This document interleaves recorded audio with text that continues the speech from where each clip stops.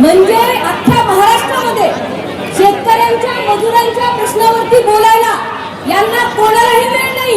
आणि आज एक तरुण नेतृत्व महाराष्ट्राचं आमचे सहकारी रोहितदादा पवार इथं आंदोलन करतायत। तिसरा दिवस आहे। महाराष्ट्राच्या कानाकोपऱ्यातून पंढरपूरच्या पवित्र भूमीमध्ये विठुरायाच्या पायथ्याशी आपण सगळे इथं बसलेलो, तरी या सरकारला घाम फुटत नाही। उलट काही कपाळ तरंगते, याच्यावरती टीका करतात। याचा आम्हाला आश्चर्य वाटतं। आज महाराष्ट्राच्या शेतकऱ्याची अवस्था काय झाली आहे मला सांगा।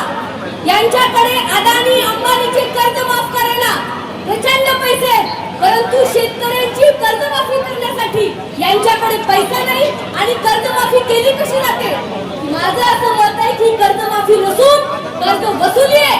कारण 2019 पर्यंतच्या कर्जमाफीच्या शेतकऱ्यांना ज्याचं 50,000 पर्यंत आम्ही त्याला ते देऊ, म्हणजे हा प्रकार असा आहे, आईने घरी जेवू द्यायचं नाही आणि वडिलांनी बाहेर भीक मागू द्यायची नाही, अशी ही कर्जमाफी आहे। आणि याच्या विरोधामध्ये आम्ही सरकारच्या विरोधात पक्ष म्हणून नाही, तर महाराष्ट्राच्या कानाकोपऱ्यातून आपण पाहताय आज दुसरा दिवस आहे। प्रत्येक पक्षाचे नेते माननीय राजू शेट्टी साहेब येऊन गेले, माननीय शेकापचे साहेब येऊन गेले, महादेवजी जानकर साहेब येऊन गेले, आपल्या पक्षाचे खासदार येऊन गेले। या ठिकाणी महाराष्ट्राच्या जनतेचा या आंदोलनाला अन्नत्याग आंदोलनाला प्रचंड पाठिंबा आहे। आणि आम्ही रोहितदादांना अशी विनंती करणार आहे, हा जर सरकार आपल्या या संविधान मार्गाने अहिंसक मार्गाने चाललेल्या आंदोलनाला प्रतिसाद मिळत नसेल, तर माझं असं मत आहे की महाराष्ट्राचा प्रत्येक हायवे चक्का जाम केला पाहिजे, प्रत्येक कार्यकर्त्यांनी आणि प्रत्येक शेतकरी वर्गाने। कारण आता उठवू सारे रान, आता पेटवू सारे रान, शेतकऱ्यांच्या राज्यासाठी लावू पणाला प्राण, ही शपथ घेण्याची आपल्याला गरज आहे। प्रत्येक गोष्ट जनतेची आणि काम करणाऱ्या आंदोलन करणाऱ्या माणसाची हे सरकार त्यांची गळचेपी करत असेल तर उठलं पाहिजे, चळवळीतून आपण तर जागा झालं पाहिजे आणि या सरकारचं डोकं ठिकाण्यावर आणल्याशिवाय आपण स्वस्त बसलं नाही पाहिजे। आज कुठली गोष्ट चांगली चालू आहे, कर्जमाफीच नाही, शेतकऱ्यांचंच नाही, महिला घ्या, महिला अत्याचाराचं प्रमाण घ्या, कुठलीही महिला सुरक्षित नाहीये। शेतकरी महिला वर्ग आज लाडकी बहीण तुम्ही म्हणता, जवळपास 85 लाख महिलांना त्यातून बेदखल केलं। आज तुम्ही सांगता की आम्ही 53 लाख शेतकऱ्यांना कर्जमाफी देतोय, परंतु तुम्ही 36 लाख शेतकरी त्यातून बेदखल केले, त्याचा सुद्धा हिशोब या सरकारला आपण विचारला पाहिजे।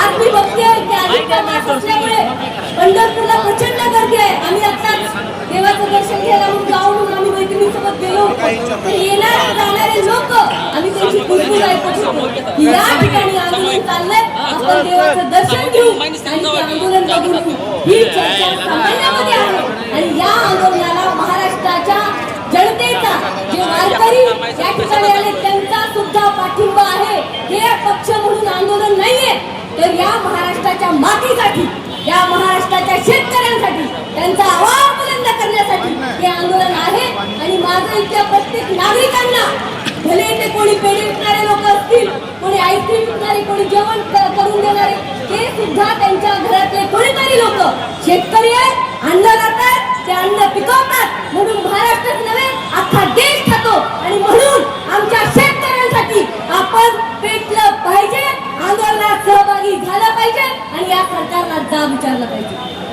मी मगाशी बघितलं की रोहितदादांनी अल्टिमेटम दिलाय त्यांना की उद्या आम्ही नामदेव पायरीपाशी जाऊन आंदोलन करू। तर हो, जर सरकार ठिकाणावर येत नसेल आणि सरकारचे बोल बच्चन जे स्वतःला पालकमंत्री समजतात त्या जिल्ह्याचे, त्यांचं उत्तर काय? म्हणजे स्टंटबाजी। आता आम्ही मंदिराच्या पायथ्याशी कोणी बोलत नाही, परंतु जयकुमार गोरेंचे काय कारनामे इथं उघड करायला लावू नका। सगळ्यांकडे सगळ्यांचे विषय असतात, परंतु आज आमचा मुद्दा शेतकऱ्यांच्या कर्जमाफीचा आहे। त्यामुळे या आंदोलनाला स्टंट बनणारे लोक किंवा या आंदोलनाची टिंगल उडवणारे लोक हे शेतकरी आहेत काय, त्यांना शेतकऱ्यांचा कळवळा आहे का, हे खरंच तपासण्याची गरज आहे। तमाम महाराष्ट्रातल्या नागरिकांना मी या ठिकाणाहून विनंती करेन की जिथे कुठे असा आपला जिल्हा, तालुका, त्या ठिकाणाहून या आंदोलनाला तुम्ही पाठिंबा दिला पाहिजे।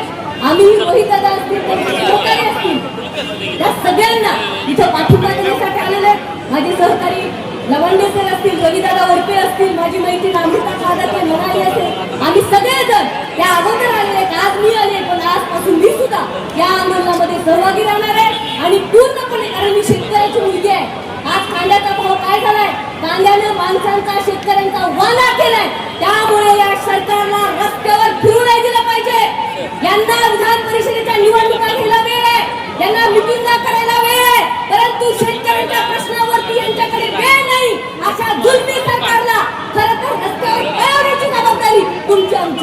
या देशाचे पंतप्रधान लाल बहादूर शास्त्री म्हणले होते, जय जवान जय किसान. या देशामध्ये ही दोन महत्वाची लोक आहेत.